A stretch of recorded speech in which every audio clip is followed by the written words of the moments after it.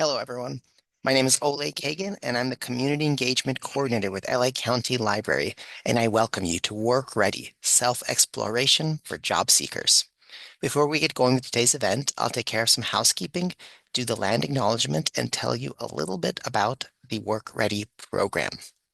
So if you can hear me and you can see me and see the slide on the screen, then you're good to go. However, if you're having trouble seeing me or seeing the slide, do let me know in the chat and I will do my best to assist. If you'd like to listen to this presentation on the phone, you can do that by calling 1-669-900-6833 and using the access code 819-1637-2452 and the passcode 123123. Additionally, automated closed captioning is available on Zoom in case you'd like to read along with the presentation. To enable that, you would press the CC button in your Zoom window. Now, you may have noticed that mics and video is disabled for attendees of the program. That's so everyone can focus on our presenter for the day. We do, however, welcome your questions. We'll have some time for questions and comments. Questions should go in the Q&A box. That's the one with a single speech bubble, and comments can go in the chat. All right, now it's time for our land acknowledgement. The County of Los Angeles recognizes that we occupy land originally and still inhabited and cared for by the Tongva, Tataviam, Serrano, Kizh, and Chumash peoples. We honor and pay respect to their elders and descendants, past, present, and emerging, as they continue their stewardship of these lands and waters. We acknowledge that settler colonization resulted in land seizure, disease, subjugation, slavery, relocation, broken promises, genocide, and multi-generational trauma. This acknowledgement demonstrates our responsibility and commitment to truth, healing, and reconciliation, and to elevating the stories, culture, and community of the original inhabitants of Los Angeles County. We are grateful to have the opportunity to live and work on these ancestral lands. We are dedicated to growing and sustaining relationships with Native peoples and local tribal governments, including, in no particular order, the Fernandino Tataviam Band of Mission Indians, the Gabrielino Tongva Indians of California Tribal Council, the Gabrielino Tongva San Gabriel Band of Mission Indians, the Gabrielino Band of Mission Indians Kizh Nation, the San Manuel Band of Mission Indians, and the San Gabriel Band of Mission Indians. To learn more about the First Peoples of Los Angeles County, please visit the Los Angeles City County Native American Indian Commission website at lanic.lacounty.gov. Let me post that in the chat as well.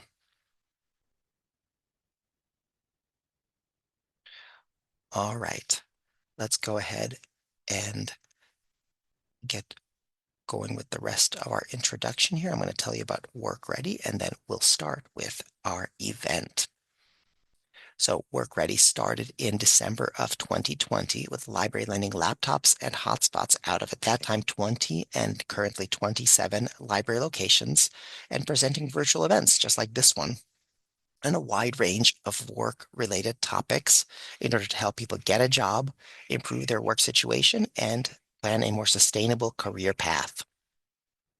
And over 50 of those past events are on the work and career playlist on our YouTube channel. So if you want to check those out, see what we've done in the past, maybe we've covered topics that are of interest to you or somebody you know.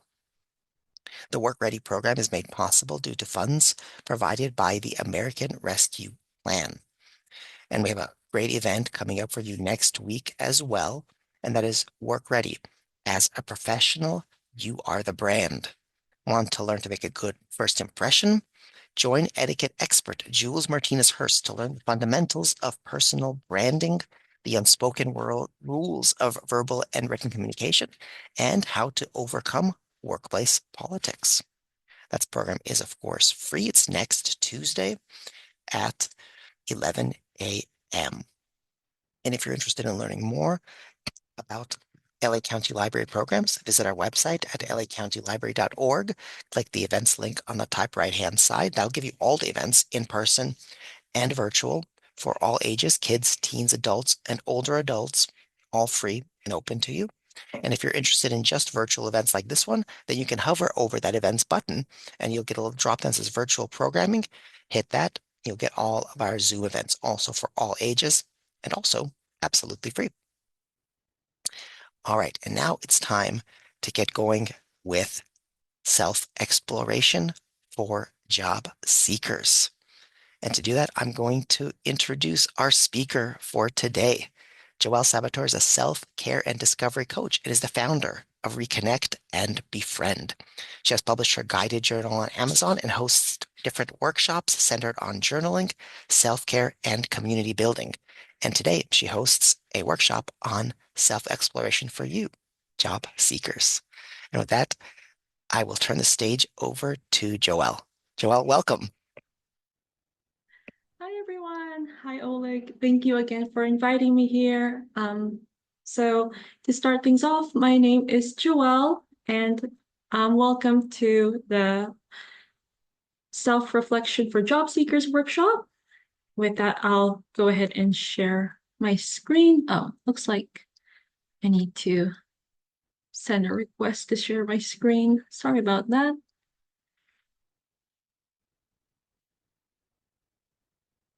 There you go.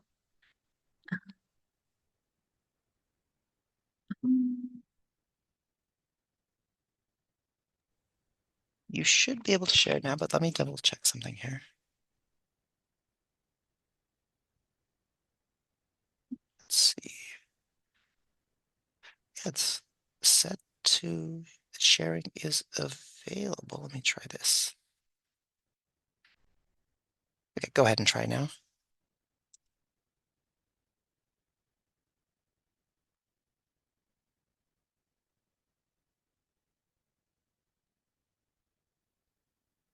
There it goes. Okay, screen is looking good. Oh, oh. All right. Well, with that, I'll go ahead and pull this up. But thank you, everyone. This is, again, the Self-Exploration for Job Seekers workshop, and this was my second time presenting with LA County Library's Work Ready series. The first workshop I did was all about conscious job seeking, which is really all about trying to be intentional with your job seeking strategies and ways to make it a more sustainable and mindful practice instead of getting caught up with the anxiety that comes with job seeking. And this one is a follow-up workshop for that, where this workshop is really focused on self-exploration in a way that really considers about your skills, what you want, your desires, what you aspire to be. And so really it's focused on exploration. And we'll get more into that as we go through the workshop. And so just to give a brief overview, I'll just give a brief introduction of myself and about my business, Reconnect and Befriend. We'll then go over on why self-exploration is important, especially when you're a job seeker or just someone who's looking to explore different career paths. And the rest of the workshop is really going to be on going through different journaling activities. Each of these will be about 5 minutes long. I'll give an introduction to each activity, give you all 5 minutes with some music in the background. And once we go through each activity, we'll make room for share outs and question and answers. So again, my name is Joelle. I'm a self-care and self-discovery coach, and Reconnect and Befriend is centered on the person behind the page, so that you can reconnect and befriend yourself through journaling, self-care, and community building. And journaling has always been my way of reconnecting with myself. I've used it as a creative outlet, a planner, goal tracker, and really just a space to explore more about myself. And so I host different journaling workshops with different, either as collaborations with different small businesses or with other organizations like the LA County Library, where I would host workshops that are centered on different themes. And I also really try to help people find ways to make a journaling practice that works best for them. Because I think when it comes to finding or learning about journaling, it's either you find one very specific way of journaling or it's kind of a free for all. And so I really want my business to really help people find the one that works for them in the particular season they're in, or if there's a particular context. And so this is what Reconnect and Befriend is all about. And so regarding the topic on self-exploration, these are just a couple of reasons and why it's important to really take self-exploration seriously, especially as a job seeker. I think the first is it really helps you clarify your goals and your interests. I think it's really important to take the time to take stock and inventory on what your goal is, whether that's to move up into a next career, the next promotion, or if you're looking to pivot into another career path. I think this really gives you that stepping stone on where to even begin with that process. And I think self-exploration is also important because it helps you align your job search with your personal values. And values can really be can really boil down to what's important to you. And so even though it doesn't have to be like an entirely new job or career, it can just be the type of environment you're looking for, the team, or is it the location? All of those things would count under your personal values, but it helps to identify what those are to begin with. And I think overall,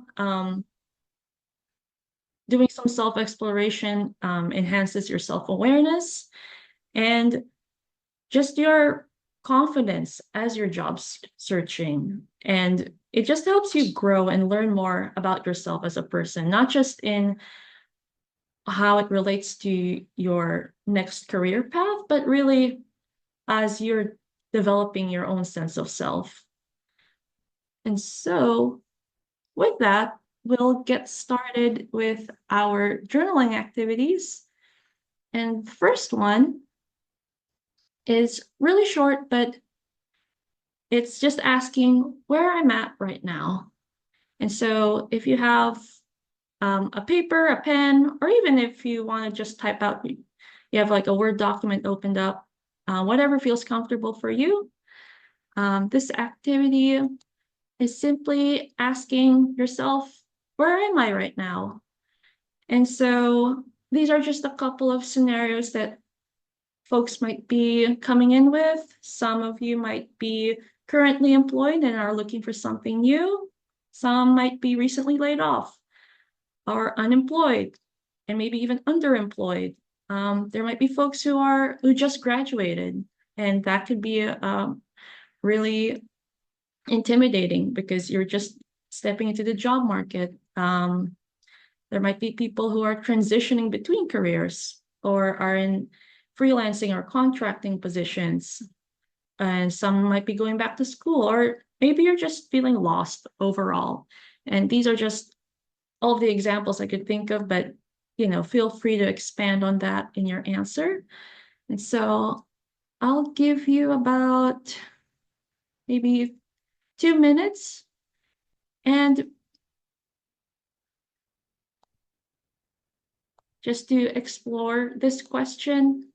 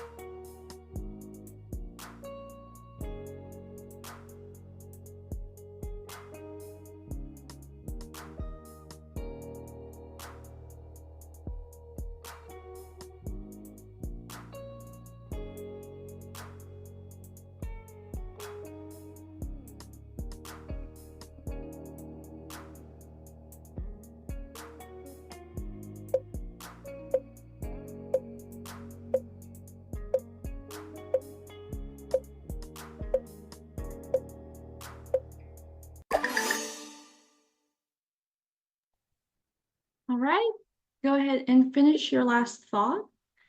And feel free to share in the chat and make sure it's in the chat box, not the Q&A box.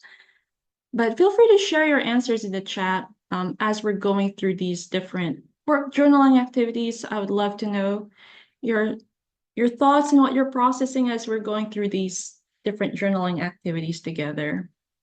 So if there's anyone who'd like to share, please feel free to type it in the chat. Looks like somebody said recent laid off after 20 years working in the same company, laid off for 2 years and 1 month, possibly transitioning between careers, underemployed contract worker, unemployed, currently employed and looking for something new. A 2 year hiatus and ready to get back to work. Somebody's employed and burnt out, feeling stuck and lost. Working, but in search of more because I don't feel my work suits my personality.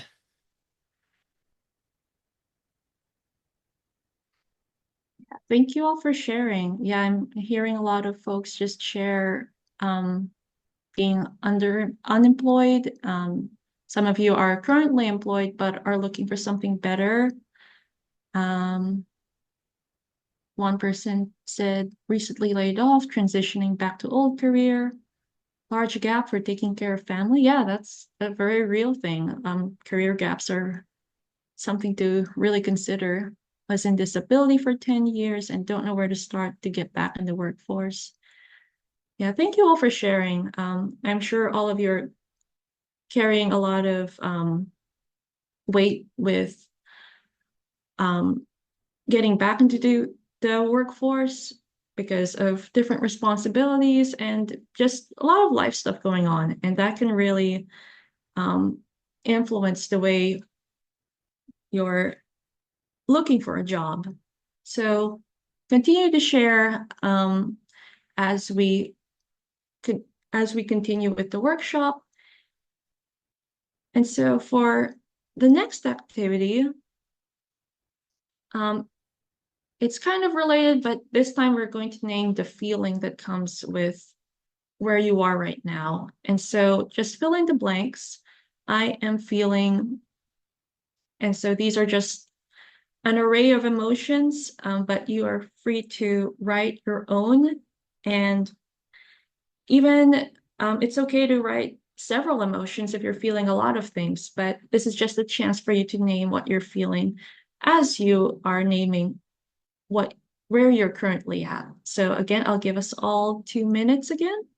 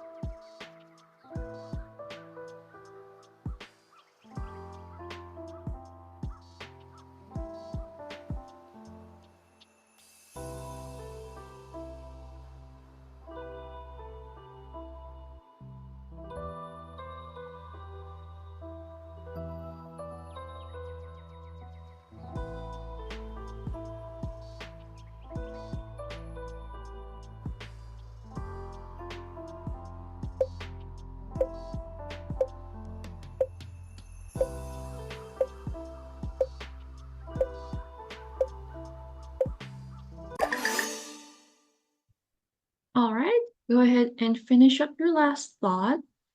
And I'll go ahead and just read a couple of what people wrote in the chat.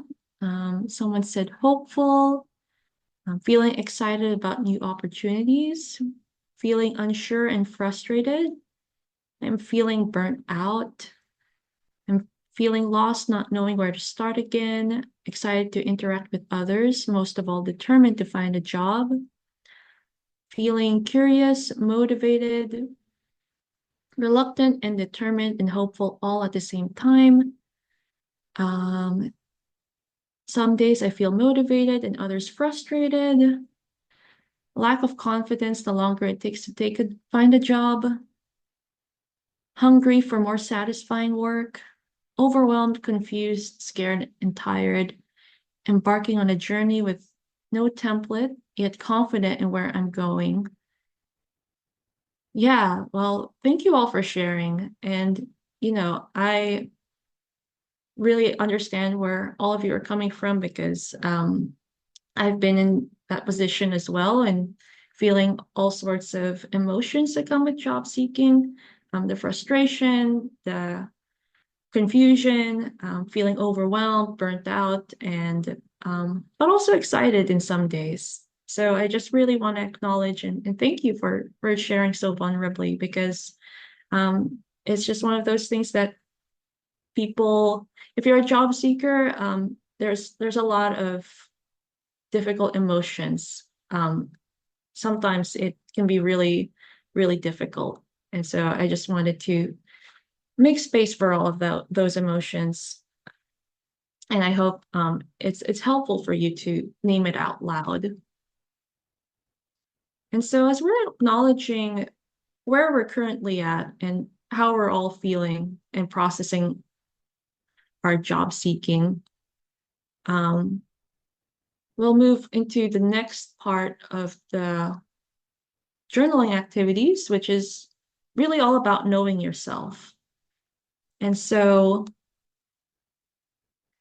the first part of this activity is exploring interests.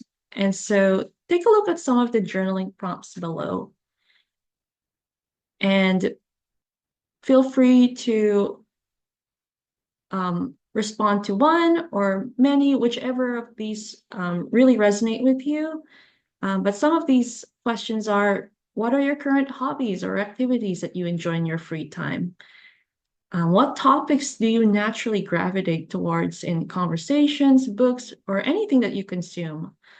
And what puts you in a flow state, or basically a mental state where you're completely focused, creatively engaged, and you lose track of time? And so I think these are just some three interesting questions to look at when it comes to exploring your interests. And I'll go ahead and give us all 5 minutes for this prompt. And I'll go ahead and put the timer on.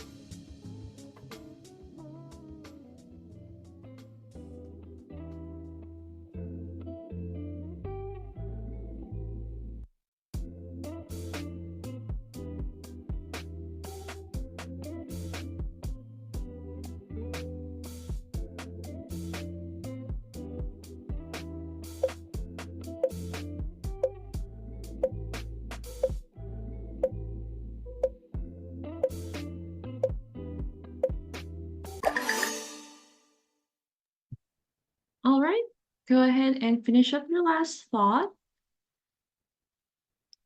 And I'll see what people wrote in the chat. Walking, hiking, exploring nature, my current hobbies. Oh, I lost my hobbies, photography.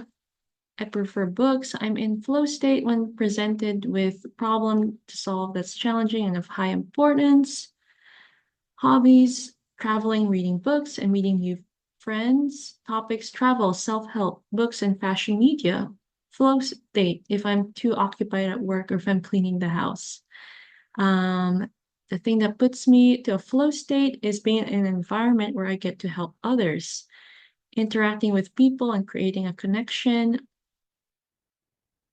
Let's see, I find that I'm involved in doing something creative, such as writing and editing my freelance article pieces. This is one of the ways which I get into that zone, so to speak. Yeah, well, thank you all for sharing. And, you know, I think these are really interesting angles to look at when it comes to interest, because even if, let's say, your hobbies um, or the topics you're into or the thing that puts you in a flow state are kind of different from one another, it helps you explore, like, okay, which of these things can I actually see a possible career, you know? And sometimes those three things can be connected to one another, or sometimes they don't. And, that's okay. I think we're really complex beings, but I think taking a look at these things and see if there's any possibility to a career path is um, might be a good start if you're feeling completely lost and like, I don't know where to go next. So I hope this was helpful for you. Now, the next step is defining values.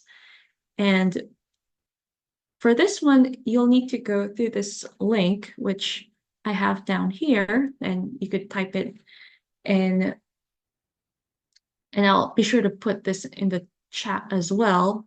But take a look at the list of values and choose your top 5. When you have your values, think about what your personal experience is and why this is the value that you hold. Um, how are they currently manifesting in your life? And what kind of legacy or impact do you want to leave behind? And so I'll give us 5 minutes, and I'll also put the link in the chat. But again, the URL is also down here as well if you want to type it out.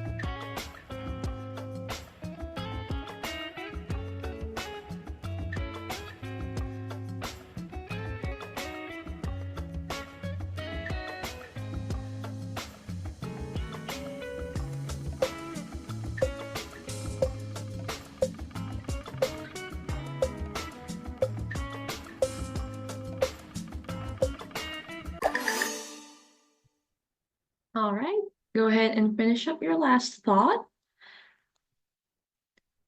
And so, yeah, let's see. Some of the people wrote joy, family, friendship, wisdom, openness, and connection. I would hover around adaptability, giving back, and generosity. Um, let's see what else people wrote. Um, empowerment and advocacy. I have personal experience of growing up in Los Angeles, joining the military, traveling the countries, and eating food. I would like to leave behind my videos, my content, and trials and tribulations so next generation of influencers can be on correct path. I believe that being able to adapt to whatever is put in front of you will help you succeed in moving with your goals and balance. Yeah, thank you all for sharing. And I think it's really important to name those values and specifically think of those moments in your life on how those values showed up in your life and how you want them to look like as you in your new job or just how they're how you would like them to manifest. And so the last step is to identify your strengths. And so take the time to reflect on your strengths as a whole. And so strengths could be the kind of knowledge that you possess. So that could be with the technical skills, certifications, training and education you already have. It can be your soft skills. So these are all of your personal characteristics and qualities about yourself that you feel like is a strength. And most of all, personal experience that have shaped your unique perspective. That can be a form of strength as well. And so go ahead and think about your strengths, and I'll give us all 5 minutes again.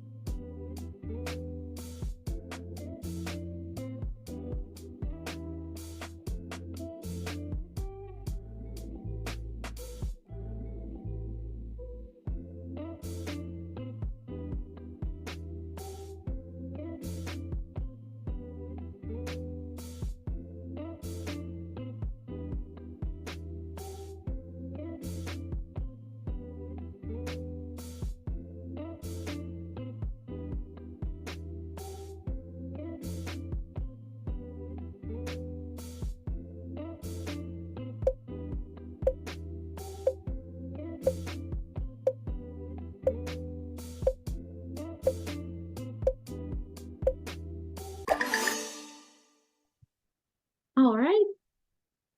As we're wrapping up this last step, um, let's see. Some people shared that they have technical skills for their degree in software knowledge skills and programming skills. Another shared that they were a certified medical assistant and have worked many years with children and classes with child development. Another shared over 30 years of graphic design, level design software, knowledge, creativity, strategic thinker, team player, and leadership. Um, and let's see, strengths in education, technical experience, and communication skills. Um, Someone shared, I love how to clean houses. I am friendly, hardworking. I know how to do home remodeling and rent houses. Yeah, so all of these are, thank you all for sharing. And again, strengths can be viewed in a holistic way. It can be, again, the knowledge that you've gained either formally or informally. And it could also be all about your character and the things that helped you essentially grow stronger as a person. All of those things can be strengths in the workplace. And so it's important to really identify those strengths, not just for so you could share them as you're job seeking, but so that you could count on these experiences as you're in a new job. And so for our next journaling activity, this is called career mapping. And for this activity, take a moment to reflect on all of the jobs you considered throughout your life. They can be dream jobs, jobs that you were curious about at some point, or even jobs that you could see yourself doing. And so you could think about these jobs that sorry, let me backtrack. Now think about the jobs you've actually held in the past, um, if you're employed right now, and these can be an array of jobs, whether they're like part-time, short-term, long-term. And so to give you an example, this is what mine looks like. At the very center of the page, you'll write down, what do these jobs tell about me? And so the jobs highlighted in blue are the ones that I've held in real life, and the ones that I've held ever since I graduated college. Some of them were internship positions, some of them were part-time tutoring work, and a lot of them, though, were different positions related to nonprofit work. And the ones in red were jobs that I've considered or I've thought about doing. And so I've considered I wanted to be a therapist, a librarian at some point, an author, an English teacher, thought about doing Peace Corps or doing TESOL at some point. And so this is just an example, and I'm using my own. So I'll leave the previous slide up, but go ahead and think about that. And I'll go ahead and give us all 5 minutes for this activity.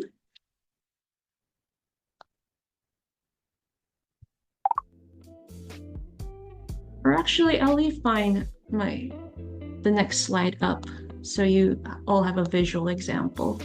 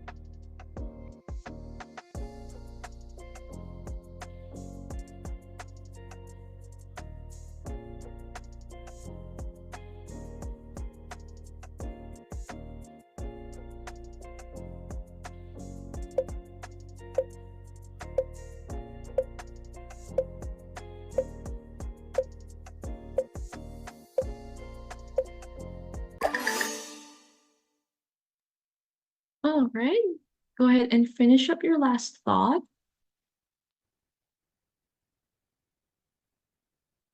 And so, yeah, I would like to see some folks wrote my jobs in the past 20 years, telecom facilities manager, construction manager, supply chain manager. All these jobs were challenging and enjoyable.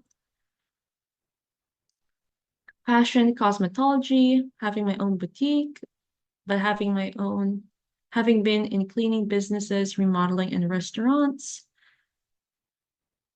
And so some people also were asking about if we, if the two groups of jobs have nothing in common, or what should we be answering the question in the center.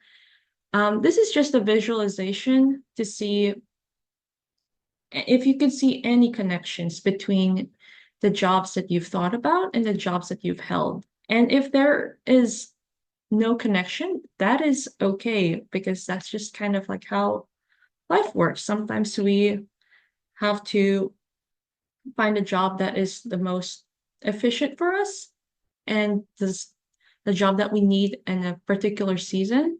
And so this just gives you a visualization to see if there's any connections, if there's any disconnect, or if there's any part of yourself that you may have not considered. And so for the next activity, it'll actually ask you to take a look at that map and really reflect on what were some of the things that stood out. We won't take too much time on this, maybe just 2 minutes. But these are some questions that you could ask yourself. What kind of roles are you drawn to? What kind of responsibilities or activities do you enjoy doing? What kind of environments do you like working in? Or maybe it could tell you what kind of jobs do you not enjoy doing, because that can be eye-opening too. So take a brief look at your map. I'll give you about 2 minutes for this activity, and then we'll come back.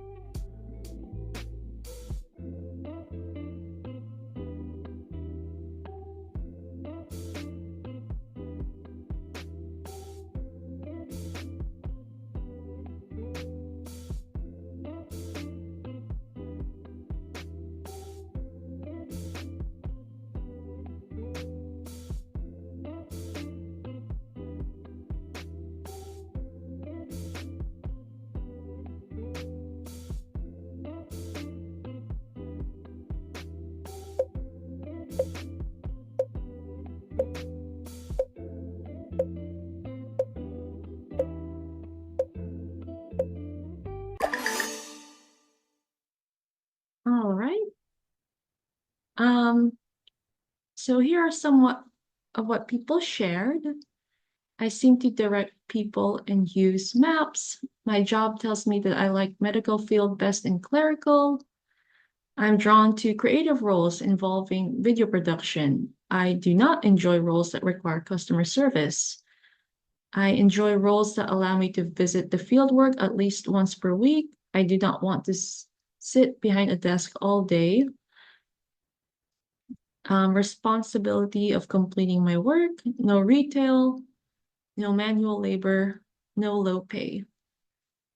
So I hope this activity was really eye-opening for you. I think just seeing those jobs that you've thought about, and again, the jobs that you've held can really help you see what worked, what didn't work, and what you aspire for as you're looking for your next job. And so lastly, this last journaling activity is really identifying what's next. And so for this activity, go ahead and draw 4 columns. And for each column, the first one you could title as what I want. This can be your ideal or best case scenario when you're looking for your job. The next column is what I need. And so these are your non-negotiables. And so if there's things that you really want to prioritize among all the other things that you would like, they would go under this column. Um, the third column is what I can be flexible with. And the fourth column is what is in progress. And so these are action steps that you are currently taking or are planning to take um, as you move forward. And so I'll give you mine as an example. So for myself, I would ideally love to work in the federal government as a program coordinator who helps improve programs and serve communities. And so my non-negotiable is a fully remote position and at least in the 40K range. And the things that I'm flexible with is really the role, open to relocating. I'm really flexible with the responsibilities. And the things that I'm doing now, it doesn't even have to be big um, goals. I think for me, since I'm currently employed, I'm trying to learn as much as I can with this role so I could really apply it to the next one. And taking my time with the research and where do I want to work within the government. And so I'll go ahead and put this up so you all have a visual example. I'll give us 5 minutes again.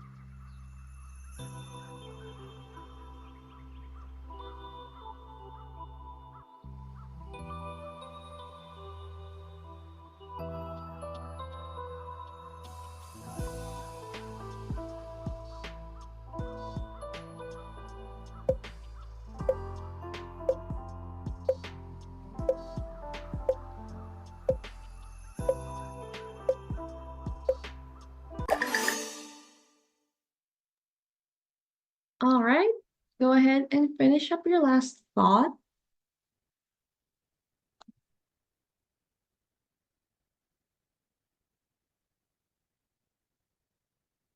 And so, um, this last activity really encompasses everything about what you're looking for, your desires, your ideal scenario, things that you're willing to prioritize and be flexible with, and most of all, the action steps, right? And so this basically gives you just a layout on where to go next. And so with that, that concludes all of our journaling activities. And I would love to hear or see in the chat just how these journaling activities resonated with you. I'd love to hear how you were feeling before and after the workshop. Just go ahead and share your thoughts in the chat.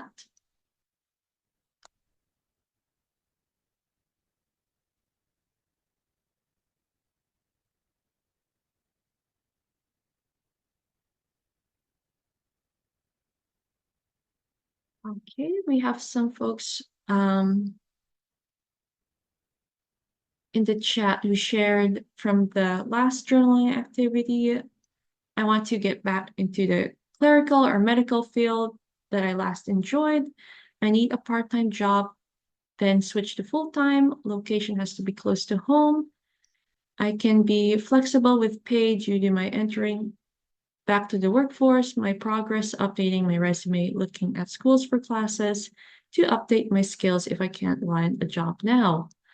Another one shared, remote work as non-negotiable. What I want, support Filipino communities, explore wellness and mental health, and utilize my strengths in media production. Um, and here are somewhat, you see, here are some of the things people share about the workshop overall.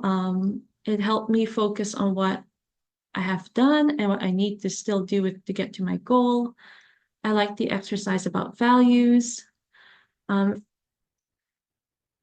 it's been helpful to ask these questions of myself to see where I'm at now. The career mapping portion was my favorite. Definitely had some aha moments, seeing the commonalities between dream jobs and the real jobs. Excited to bridge the gap. Though this workshop allowed me to organize my thoughts and ideas in a more focused way. And yeah, thank you all for sharing. I'm really glad that, you know, these activities resonated with you. And yeah, I'm feel free to revisit these activities over and over again, wherever you are in the job seeking process. And even if you landed the career you're looking for, I think these activities are still really good to look at because, again, we're always growing and changing. And I think it's really important to reflect on how we're growing as people and what kind of skills did we learn and what are some new strengths that we've gained. And so, oh, I think we have some folks sharing. Okay. Oleg, I'm not sure if this will be if the Q&A is at the very end of the workshop. If you wanted to go through we can do the Q&A now, or if you want to go through the newsletter and stuff like that, you can talk about that, and then we'll do the Q&A. That will give people some time to write in questions. Oh, sorry. Let me stop sharing my screen real quick. There seems to be like some audio problems on my end. Okay, I think I could hear again. Sorry. Could you repeat that one more time? Are you able to hear me? Yeah, I could hear you. Okay, so if you wanted to cover the newsletter and stuff, do that, or that gives people some time to put in questions. So now's the time for questions. So if anybody has any questions or comments about journaling or what we talked about today, now's the time to put them in the Q&A. We can cover those. Okay, thank you. So as you're putting in those questions, if you all just want to stay connected, um, I wanted to share more about what I'm offering. I have my guided journal, Reconnect and Befriend. You could buy this on Amazon, and this guidebook basically walks you through different ways to journal. And some of these are short form journaling, some of these are making lists as journaling, and some of these are ways to journal visually or ways to journal when you're really trying to reflect and think about your mental health. And so all of this is a short collection, and it gives you like a trial and error on to see what kind of journaling practice you want to take. And so you could check that out here. And if you really enjoyed this kind of workshop where it's this kind of format where I walk you through a theme with different journaling activities, I host those workshops on a monthly basis through my Substack newsletter. And for January's theme, it's reflective journaling workshop for the new year, where we take inventory of the past couple of years and really try to build our intentions based on those past years instead of just looking at the previous year, because I think a lot can be learned by looking at a couple of years as a bigger context for yourself. And so for just $5 a month, you can have access to that and many more through my newsletter. And I'll be sure to share those links in the chat. But yeah, that's all I wanted to share. Well, guess we could transition to the Q&A section. Yep. Let's do the Q&A now. So, um, actually, I have the links, so I can put the links in the chat, and I'll also put them in the follow-up email, so folks can, if they're not able to click through quickly right now, they'll be able to get them after. And everybody who registers for the program will get that along with the slides for the presentation. The first question, what's a good way to structure job seeking so we don't get overwhelmed and can stay motivated? I find myself having a hard time taking action and spending too much time watching TV. Ooh, that's a really good one. So it really depends on, I'm not sure where you're currently at, if you're a student, if you're unemployed, or if you have a job. But I think one of the ways, whenever, especially when you're starting with job seeking, it's like taking on a really big, it's like trying to eat an elephant, right?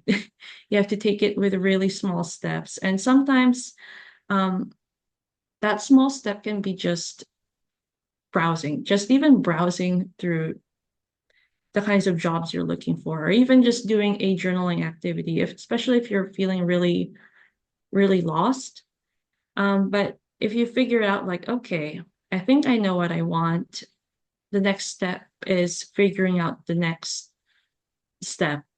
And so that can be revising your resume or reaching out to your networks to see if there's any opportunities. But the thing is, you have to really stick to one task because I think with job seeking, it's really overwhelming and it feels like you have to do everything at once. Like you have to fix your LinkedIn profile, you have to apply to like 10 jobs a day. So just really take it at one task at a time. Like you don't have to try to do everything in one go. And I think once you feel like you could handle one task, you can take on more as you feel more confident because I think the hardest part really is um, getting started. Were there any things you wanted to add, Oleg? I think you actually covered it really well. The only thing I would say that is that for somebody who's feeling kind of overwhelmed, and ends up, losing track of activities, just set like a couple of intentions for the day. Like if you got your whole day, set two or three obtainable goals for that day, and then just do those. And then after you do the things, then we watch TV and you feel good about it because you've already done the things that you wanted to do. Yeah, And thank it's not you. overwhelming because sometimes you get a to-do list and it's like, oh no, I can't forget about that. But three things, that's manageable. You can remember those things. When do you think we will know when it's the right time to switch careers? It feels so terrifying to switch. Ooh, this That's a one's a good one. really good question. Um, yeah, I think for this question, unless if, okay, I'm going to assume this, unless if you have like really, it's really urgent, right? Assuming that it's not urgent or it's not in like those any extreme circumstances where the work environment is not safe and you have a lot of like financial hardships that you need to prioritize.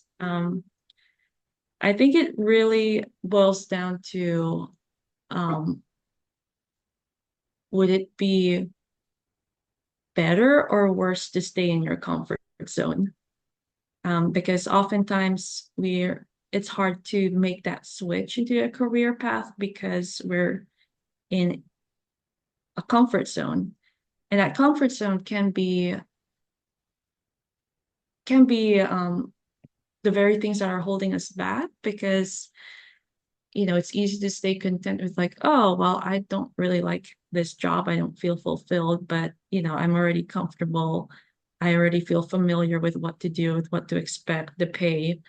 Um, because it feels scary to take a risk and it feels really scary to just make that switch. So I think it really boils down to that question. It's what is it better to stay or get out of my comfort zone? And if it's to stay because you have legitimate reasons, that's okay too. But I think really approaching that career switch with comfort zone is really important because it kind of boils down to that. Yeah. I don't think there's ever really a perfect time. There's just the time to do it. Some people take, 2 months and some people take 5 years. And both are Yeah. both are fine. And sometimes you might find a way you don't have to make the switch right away. Maybe you just think like, oh, maybe I could give myself a deadline, or maybe I could take it in incremental steps, or maybe I'll learn some skills and some certifications before I make the switch. But again, it really boils down to that comfort zone and how much do you want to expand or stay within that comfort zone. Yes. So the next question, it sort of takes us out of this. It's a bit of a, well, it's an interesting question. How can I make my YouTube channel grow? So this is it bits outside of the scope of this program, but we can give a little something. That's hard. Do I don't. I Yeah. Do I do I need to invest in newsletter again? Do I have to do more outreach? Can I ever obtain sponsorships or payments in my line of job or career? Oh my goodness. Honestly, I've been kind of wrestling with this question as a small business owner myself. I think um with it's I think it's a lot harder these days to really monetize out of social media and YouTube, if I'm being entirely honest, just because there's a lot of competition and algorithms are really hard to keep up with. That being said, I am I think it's worth I think a lot of people are trying to connect, really want more authentic connections. And when it comes to like building a small business, it's really important to start reaching out to other small businesses, other YouTube channels, or even people outside of the box, people that you really want to collaborate with genuinely um, to help expand your audience or outreach. I think I'm seeing a lot of that more often than um, because it's a hard market for small business. I'm being entirely honest. But I think having this mindset of like um, collaboration and openness can really open up a lot of opportunities. So And I do think you still continue to build your YouTube channel, still continue to create the content that you want to create. Because at the end of the day, even if you feel like no one's watching or you're not getting any traction, it's all about it's like kind of like you're building a resume, right? You're creating like this library of content so that when your audience, your ideal person or client comes in, you have a lot to showcase. So even if it's like it starts off with zero, if that one person sees that you've made a ton of videos, um, you know, they'll be really impressed with what you have. So I'll say just keep going and keep collaborating with like-minded people. Yeah, it's not easy at all in the social media landscape. That's for sure. Do you have a book suggestion to improve knowledge about ourselves to find the perfect job? Oh, to be honest, I haven't really, I don't really have a book suggestion because I learned a lot. Go ahead, Oleg, if you As a know a lot more than I as a do. librarian, I like this question. I do have a book suggestion. I mean, there's a lot of possible books. There's many books about finding a job. What Color is Your Parachute is a classic, but actually, I have a different one to suggest, and it fits in with the theme of journaling and self-exploration. That's 50 Ways to Find a Job, or 50 Ways to Get a Job. There's also a website, which I'm going to post in the chat right now. The author, Dev Ahuja, was actually a work-ready presenter a few years ago. And if you search our YouTube channel, actually, I'll post the chat in I'll post a link in the follow-up email with his program. But 50 Ways to Get a Job is a really neat, creative way um, for self-exploration that could potentially lead to ideally the perfect job. But yeah, somebody posted in the chat, "Who Moved My Cheese?" That's a classic. There's quite a lot of potential books out there, and it's really about finding the one that's right for you. I really think 50 Ways to Get a Job is a cool one. And a lot of it Yeah, is on the website. I've seen the website, lots of really cool exercises. So I recommend it as well. Let's see. When I apply for a job, I tend to overthink while revising or customizing my resume and cover letter. I end up working on it longer than necessary. How do you manage time while also figuring out if you're using your time wisely versus overthinking or overworking? Yeah, that's a good question. I think I've been in this scenario many times, and I think the best way to approach it is treating resumes and cover letters in drafts because um, at least for myself, whenever I'm working on a resume or cover letter, I want to send it to the job application right away and I don't have to see it ever again. But I think when you're starting from scratch, I used to just type out everything and kind of like a master resume, but it's really just a brain dump of all the things that I've done. And I'm not worried about grammar or even like the format of the resume. I'm just trying to think about all the content and all of the things that I think would be important in my resume. And from there, I start tailoring it to the job position that I'm applying for with that brain dump first draft copy saved to the side. And then I just kind of start tailoring it from there on, depending on the job that I'm applying for. But I think just having that rough draft version kind of helps you get those words out and get all of those information out of your head. And it's easier to edit and tailor instead of trying to like do everything in one draft, if that makes sense. And I do the same for my cover letter. It's all just a bunch of word vomit, but I look at it, I see what I'm trying to say, and I revise it and tailor it to the job position. So I hope that makes it easier. Just see it as drafts instead of like trying to send that one draft in one go because that's really hard and that puts a lot of pressure on you to perfect and think of everything on the spot. We are all works in progress, so that so is our cover letter and resume. Self-doubt is a major component to my job search process. What do you recommend to addressing it? Yeah, this is a really good question. Um, I think with self-doubt, it doesn't really go away. Same with imposter syndrome, but I think that I've learned with, especially with job seeking, is that you don't have to meet 100% of the qualifications that the job is asking for. And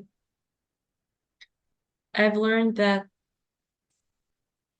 if you,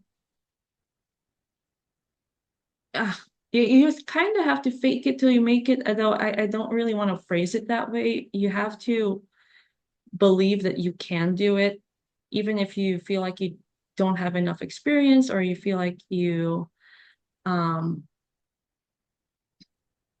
could learn a lot more. That will happen as you're working through your job, but I think knowing for yourself that like yes, I can do this, I can picture myself doing it, and I will do it, and I will get better. That's what kind of helps the self-doubt go away. Um, and I also really think back on like my past accomplishments, like, oh, maybe this is different from what this is not exactly how this is the same experience, but I definitely was in a scenario where I had to work with a lot of people in a group setting. And this is what this job is asking me to do. So I think I know I can do this. I've done it in the past. So you have to really, yeah, I think self-doubt really creeps in when you feel like you can't meet any of the qualifications. And so if you give yourself evidence from the past and self-efficacy, I think it makes the self-doubt um, less of an issue. Yeah, you're allowed to be scared even while you're doing it, but be doing it. All right. That's all the questions that we have for today. Joel, thank you so much for this presentation. I think everybody got a little bit of contentment, at least a little bit more contentment than from when they started. Really appreciate your time. And for the folks out there, really appreciate you being with us today, asking questions and participating. And we'll hopefully see you next time.